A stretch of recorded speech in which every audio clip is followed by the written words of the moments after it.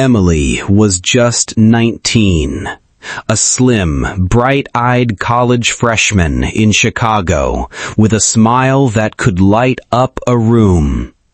She wasn't the richest, not the most popular, but she had ambition.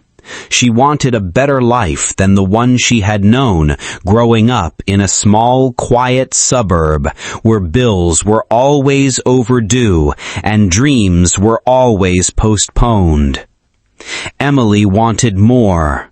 Nice clothes, the latest iPhone, money in her account, and the kind of attention that came when people whispered your name like you were special. She wanted to feel seen. She wanted to feel chosen. That was when she met Mr. Jonathan Steele. He was 46, tall, broad-shouldered, and carried himself with the quiet confidence of a man who had made it in life. A real estate tycoon, owner of high-rise condos downtown, luxury cars parked in his glass-walled garage, and a mansion on the North Shore that looked like something out of a movie. But what caught Emily wasn't just the money. Jonathan had a charm, a maturity, a commanding presence that made her feel small, delicate, almost protected in his shadow. To her, he was power wrapped in elegance. To him, Emily was youth, fresh, lively, everything his cold, empty nights craved.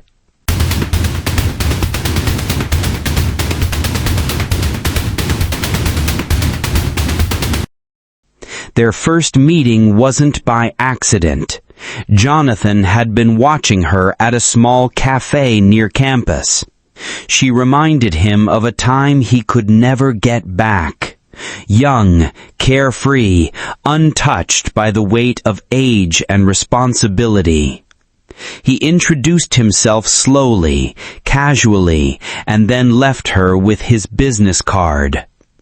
Emily called. Of course she did. The calls became dinners, the dinners became weekends, and soon she wasn't just seeing him, she was living in his world. Jonathan gave her more than pocket money. He paid her tuition in full, something she had been struggling to cover with part-time jobs. He bought her a car, sleek and black, that made her friends stare in disbelief when she pulled up at school. He rented her a studio apartment downtown, far from the cramped dorms where her classmates shared bunks and broken microwaves. He bought her designer clothes, diamond earrings, luxury perfumes that lingered in her wake. Emily, who once counted every dollar, was now shopping on Michigan Avenue without looking at price tags. And Jonathan wasn't subtle about it. He told her clearly, "Emily, I'm giving you all this because you're mine. No games, no boys your age. I want all of you. And when school is over, I expect you to be by my side, permanently." Emily smiled, nodded, whispered yes. Why wouldn't she? This was everything she had ever wanted. Freedom, luxury, security. And besides, what harm was there in agreeing? She told herself she would play along, take what she needed, and figure the rest out later. But deep down, she never meant to belong to him.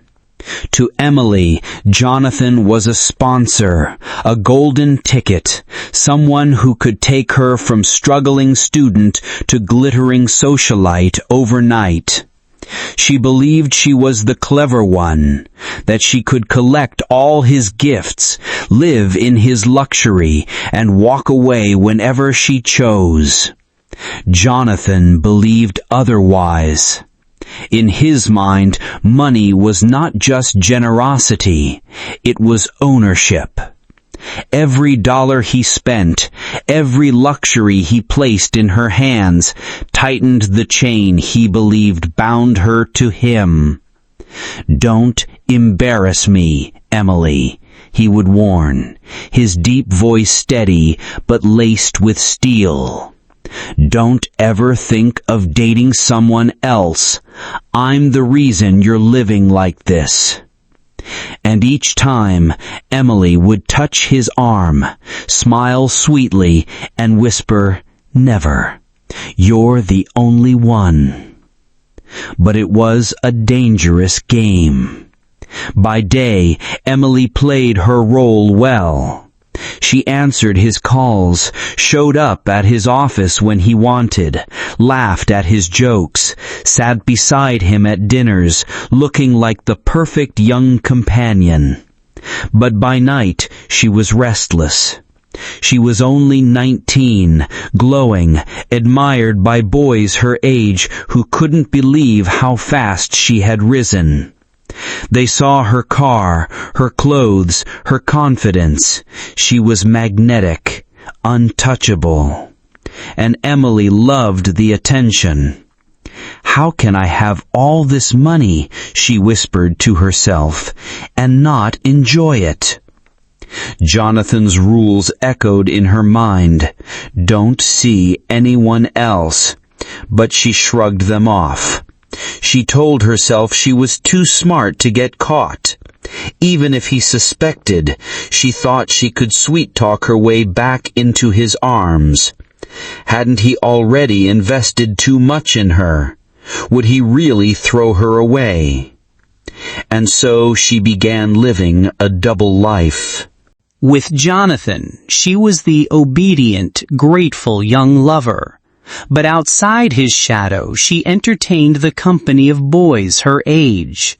Late-night drives, parties, stolen kisses that reminded her she was still young, still free.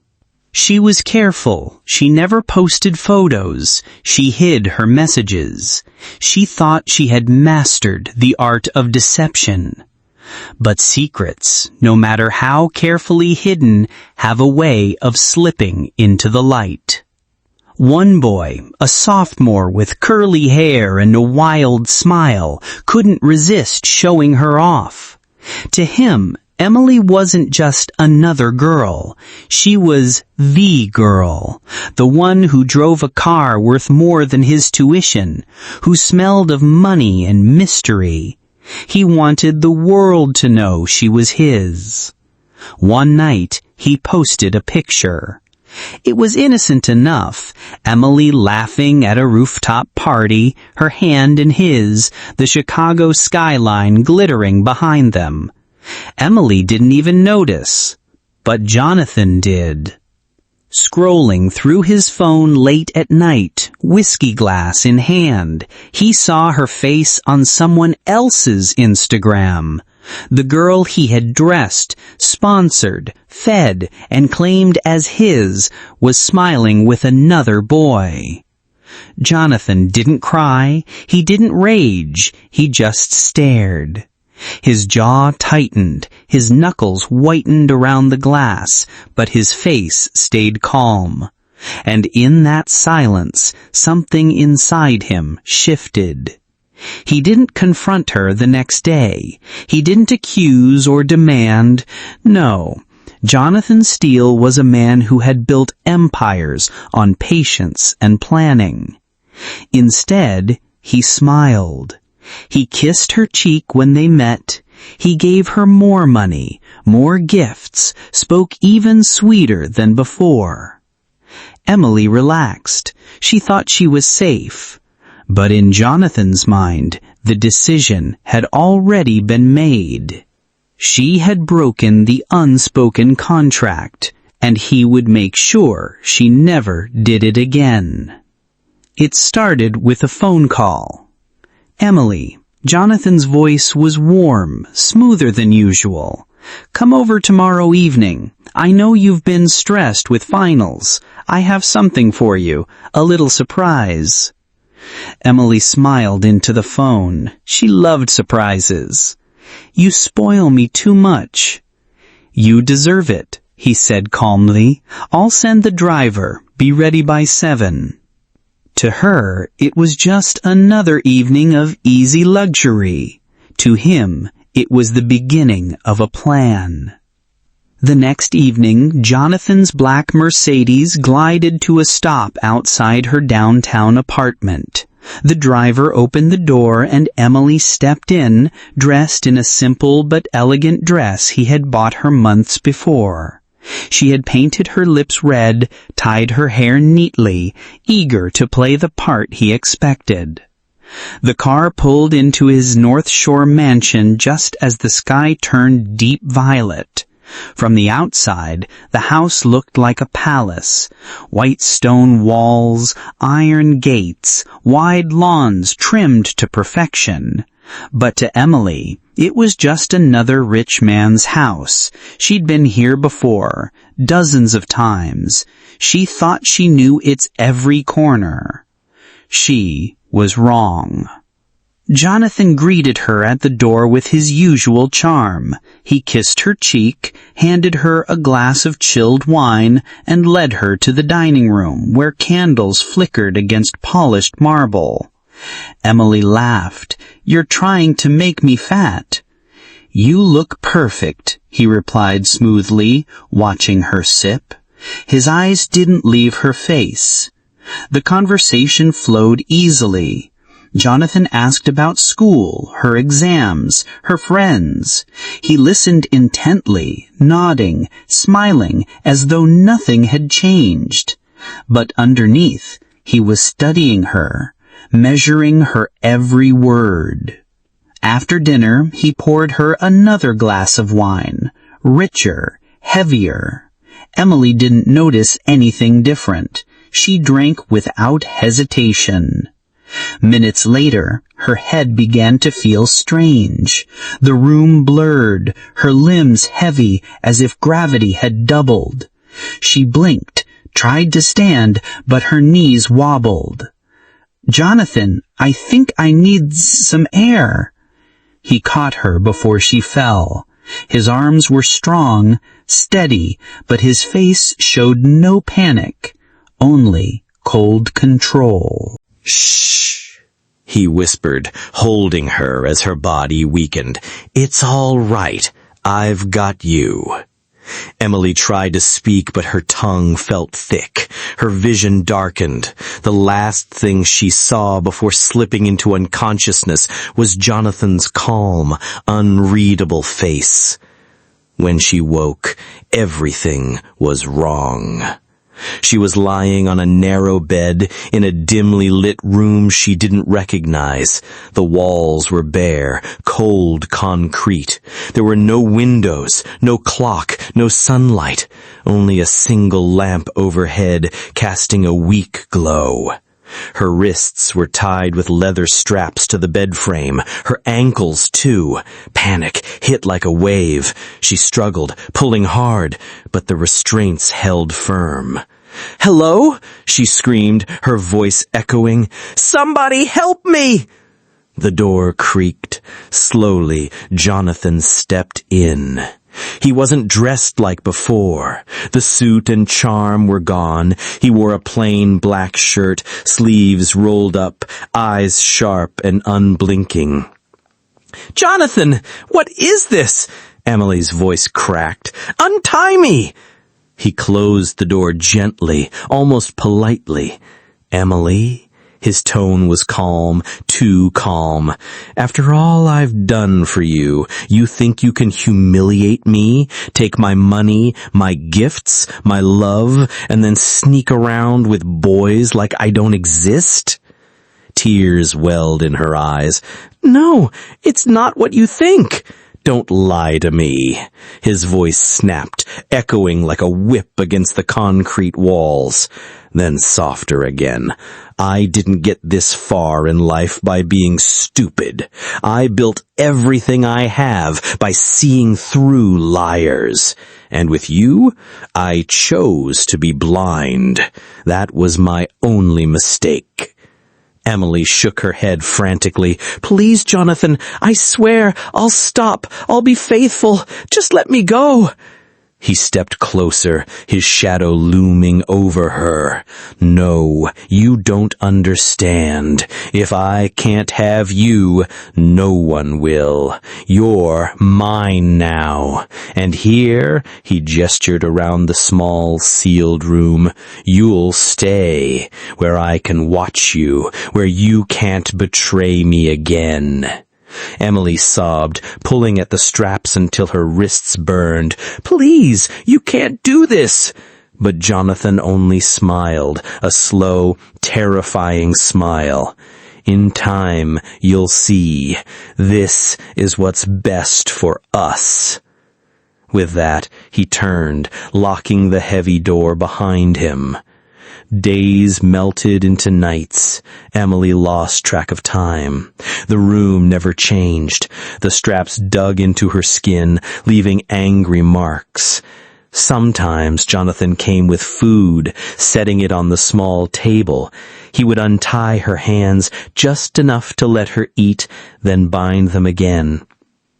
Sometimes he was quiet, almost gentle, brushing her hair back, whispering that she would thank him one day.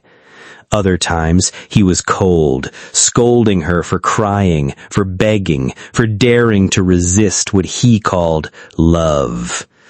Out there, he would murmur, tightening the straps, you're tempted. Out there you lie.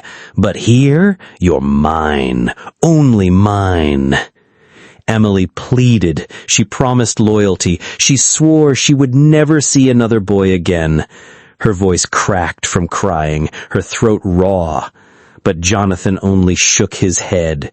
Do you think I'll fall for that again? I gave you everything. Money, comfort, my soul, and you spit on it. No, Emily, if I can't have you, no one can. The worst moments came at night. Sometimes he entered carrying a small vial, a faint chemical scent filling the air. He would hold it close to her face, whispering, "Don't fight it, sweetheart." The fumes made her dizzy, her body heavy, her mind drifting in and out of blackness. In that fog, she felt him touch her, use her, take what he wanted while she lay powerless, unable to move, unable to scream. When she woke fully, her body felt violated, drained, broken.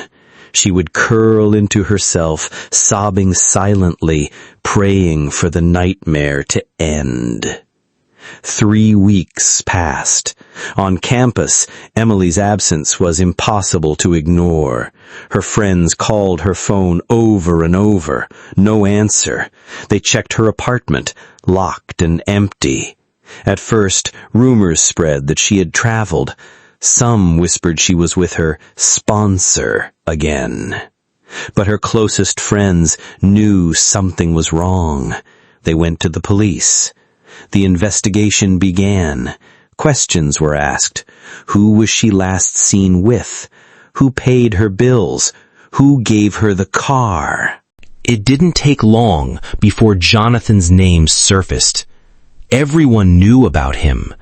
Some even joked bitterly, "If you're looking for Emily, check that man's mansion." But for Emily, trapped in that windowless room, the jokes weren't funny. Each day, her hope shrank. Each sound outside, footsteps, car doors, the slam of a gate, made her heart leap, praying it was rescue. But it was always him. Always Jonathan. And each time, his calm voice reminded her, "You're mine, Emily, forever." By the 4th week, Emily's disappearance was no longer a rumor. It was a crisis. Her friends were worried sick. At first, they convinced themselves she was just busy, maybe spending time with Jonathan again. But as days stretched into weeks, the silence became unbearable. No texts, no calls, no social media updates. Her apartment was locked, her fridge empty, her clothes untouched. Finally, her best friend Kelly broke down. "Something's wrong," she whispered to the others. "Emily would never just disappear. We have to tell the police." The missing persons report was filed. The investigation began the same way it always does. Questions. Who saw her last? Where did she go? Who was she close to? And again, the same name surfaced. Jonathan Steele. Everyone knew about him, the older man in the black Mercedes, the one who paid her tuition and gave her a car. At first, some laughed when the police asked, "If you're looking for Emily, check that rich guy's mansion." But nobody was laughing anymore. The police went straight to Jonathan's home. He welcomed them with the kind of charm that came naturally to him. He smiled, offered them drinks, even walked them through his pristine mansion. Every room gleamed, polished floors, spotless walls, perfectly arranged furniture. He carried himself with calm authority. When they asked about Emily, his face didn't flinch. "I haven't seen her in weeks," he said smoothly. "I assume she was busy with exams. You know how young people are." The officers looked, but they found nothing unusual. His tone was steady. His home was perfect. They left without evidence. But the case didn't fade. Emily's parents went on radio and television, their voices cracking as they begged for information. Flyers with her face covered street corners and bus stops. Social media exploded with hashtags demanding answers. The pressure on the police mounted. And then the break came. A neighbor, checking old CCTV footage, spotted something strange. The night Emily vanished, a black Mercedes drove into Jonathan's driveway, but there was no record of it leaving. The footage wasn't crystal clear, but it was enough. This time, the police didn't come with questions. They came with a warrant. It was early morning when they arrived. Jonathan opened the door, his calm mask firmly in place. He said, "This is unnecessary. I've told you I don't know where she is." But the officers pushed inside. They searched the kitchen, the living room, the bedrooms. Every corner was spotless, every room immaculate. Hours passed, and still nothing. Some of the team began to doubt. Maybe Emily really wasn't here. Maybe she had left on her own. But one officer refused to let go. He tapped along the walls in the back hallway. Knock, knock, knock. Most of them sounded solid. Then suddenly, thud, hollow. He stopped, pressed again. The others gathered. They pounded harder. Finally, a section of wall gave way, revealing a hidden door. The officers forced it open. Inside was a small, dimly lit room. The air was heavy, stale, and on a narrow bed, strapped down, her body weak and trembling, was Emily. Her eyes widened as she saw them. Her lips cracked as she whispered, "Help me." For a moment, silence filled the room. Even the officers, hardened by years on the job, froze at the sight of her pale, bruised skin, her wrists raw from the straps. And behind them, Jonathan's mask of composure cracked for the first time. His face went pale. His hands trembled.